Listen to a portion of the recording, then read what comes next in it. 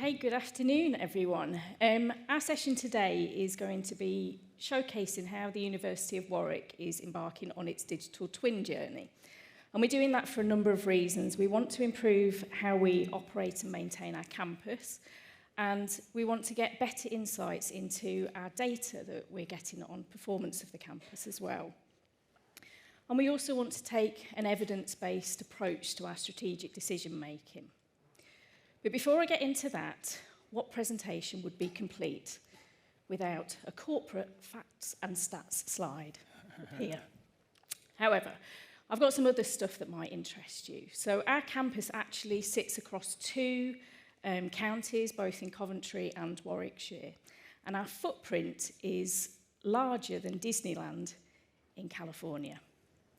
So we have 450 buildings that we're managing and 36,000 people, staff, students, visitors on campus every day, living and working and studying. So we are huge in the university world.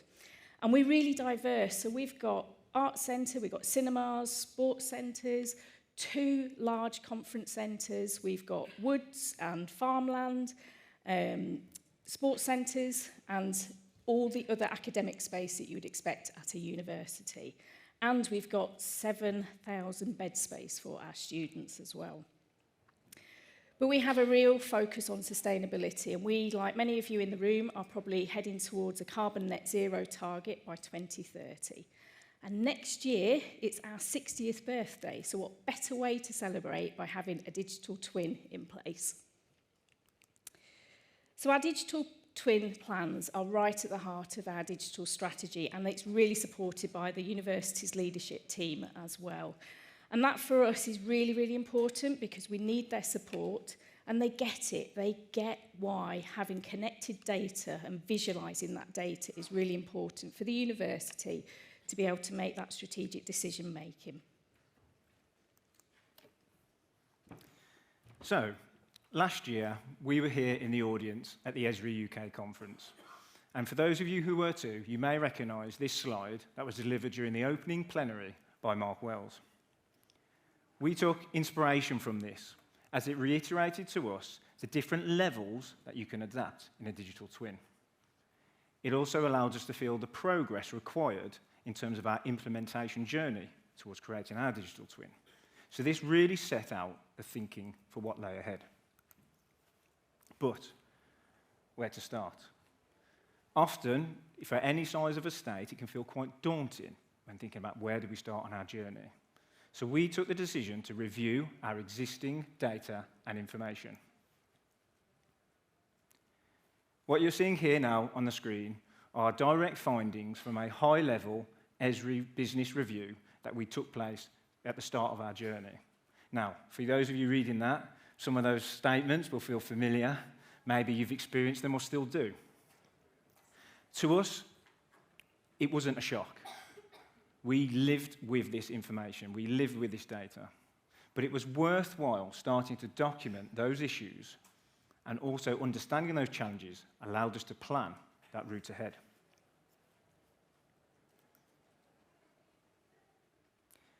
We also took time to understand all of the various data sets that were disparate from one another within our organisation. This allowed us to start to create a delivery roadmap, but also to prioritise some of those different data sets in terms of progress for implementation. Now, most of this existed in the organisation in some states, whether in a CAD file, a spreadsheet, or maybe in a data set somewhere.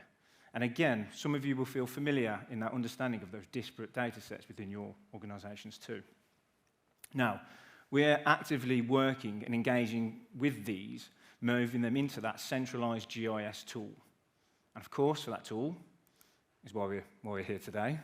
It's the Esri suite of applications, it's ArcGIS. So, what does using ArcGIS and the Esri tools give us?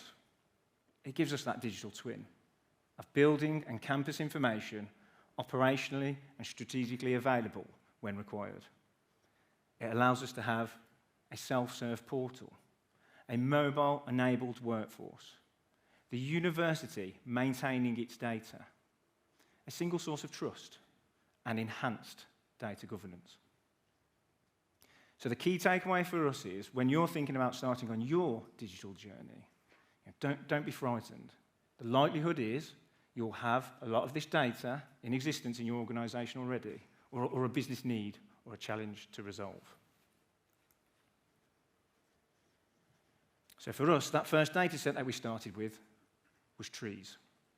So thinking back to that slide from Mark Wells, we looked at the tree data set and thought that's one we could very quickly perform the visual capture and analysis parts of a digital twin. We came up with a process. We reviewed that existing data first and foremost. We saw that we could only improve it by moving from a large, uninviting spreadsheet and moving it into ArcGIS.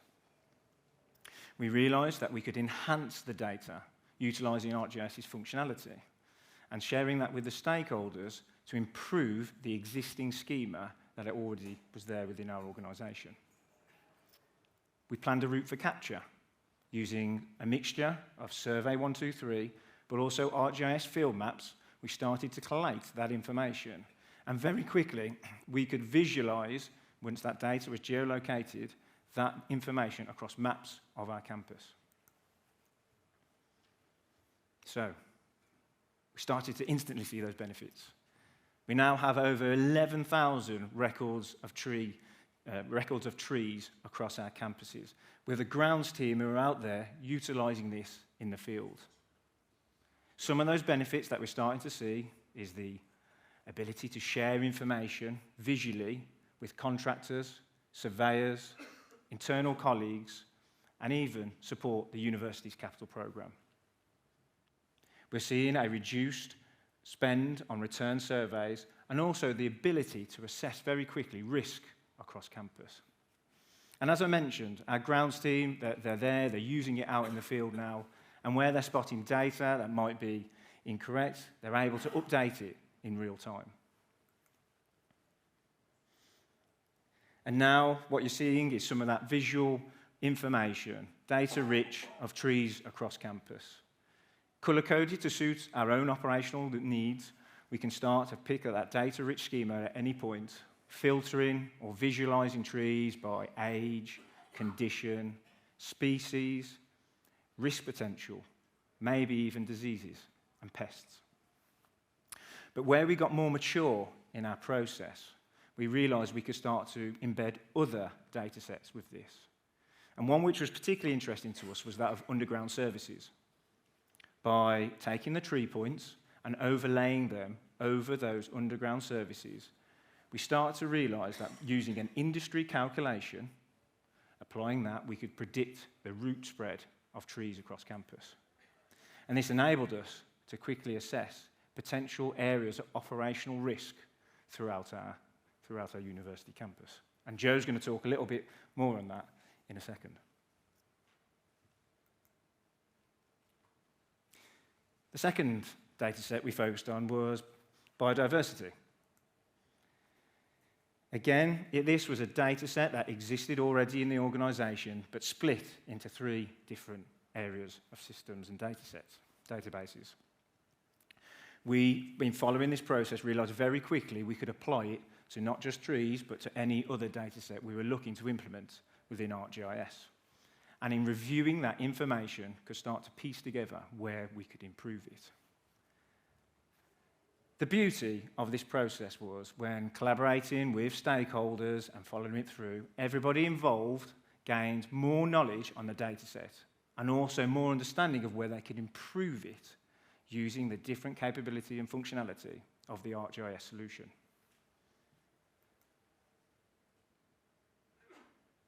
And again, we started to see some instant benefits.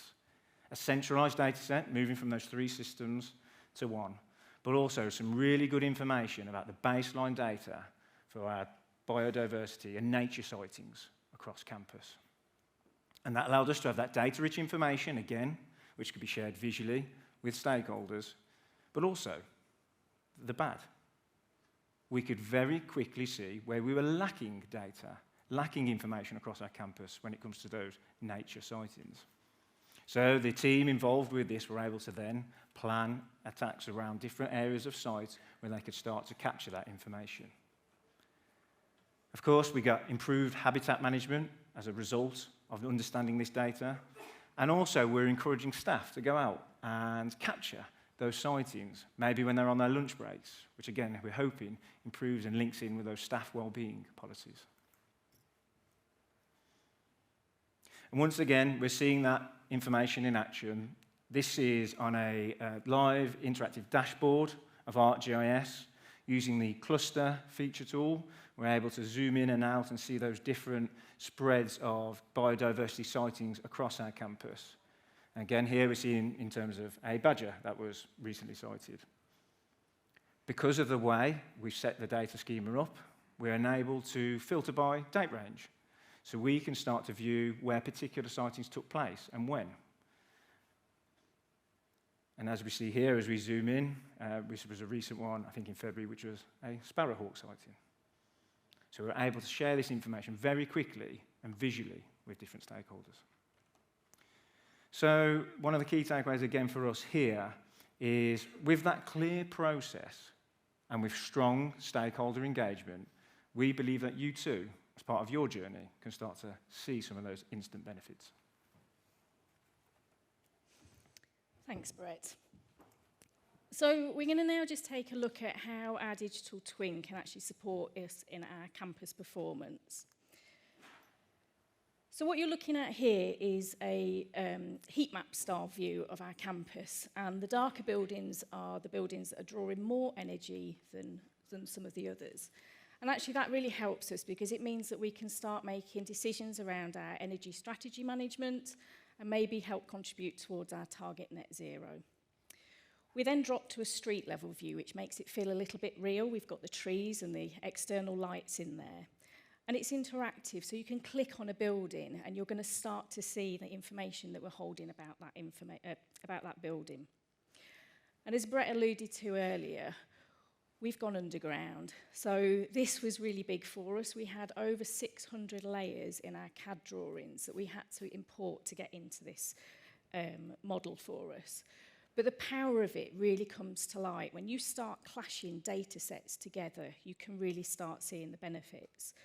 So as Brett said, we can now see those tree root data or the predicted tree root data. And that might just save us a bit of time and money in terms of trying to analyse those maintenance issues that we might have underground. For a university, and I suspect for many of you as well, understanding how we're using our space is really, really important to us, and being able to maximise our space utilisation. And what you are seeing here are just different shots of different departments occupying different buildings across the university. And that in turn means that our space management teams can now start spotting the weird places people have squirreled themselves into across the university, and then maybe have better approaches to our strategic space management. So I suspect that many of you have arrived today on the underground.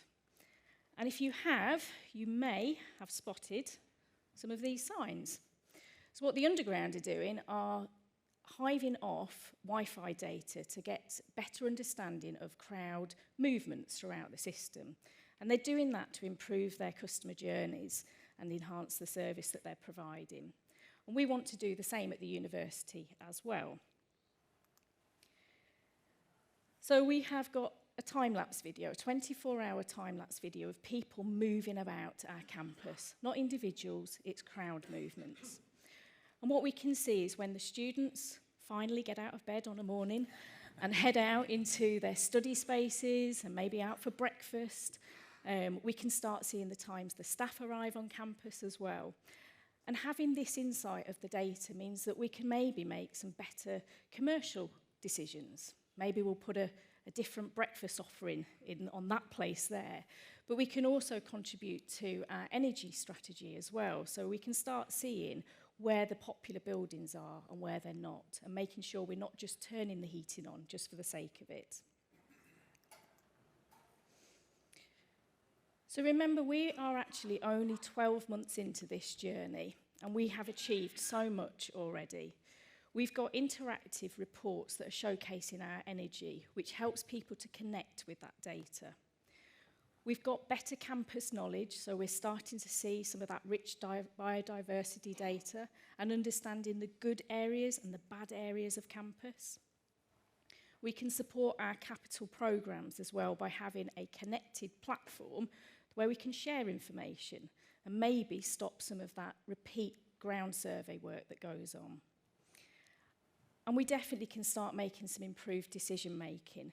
Really seeing that data, bringing it to light is going to help support how we make those decisions. And for us, I think this vision is really established now.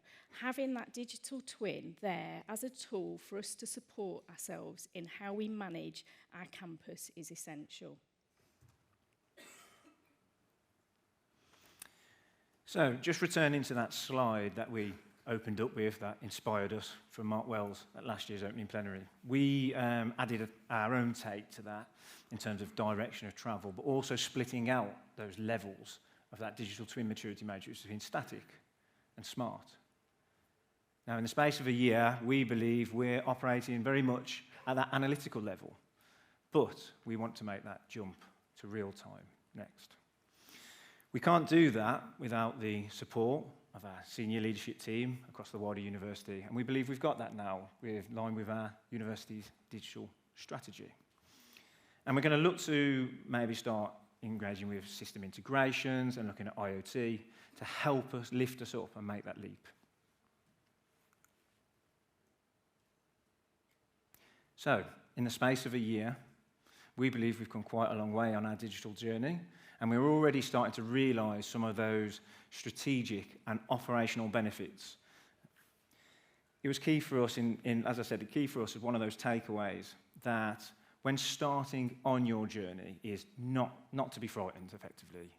The data probably already exists in your organisation in some form, so start to utilise that and think about how you could prioritise some of those into a centralised ArcGIS platform, but also to have that strong stakeholder engagement as you plan that process, because you too will start to see those instant benefits. And don't forget, if you can bring that data to life and get people to really connect with it, you will start to see those strategic insights and the benefits for your campus and operations as well.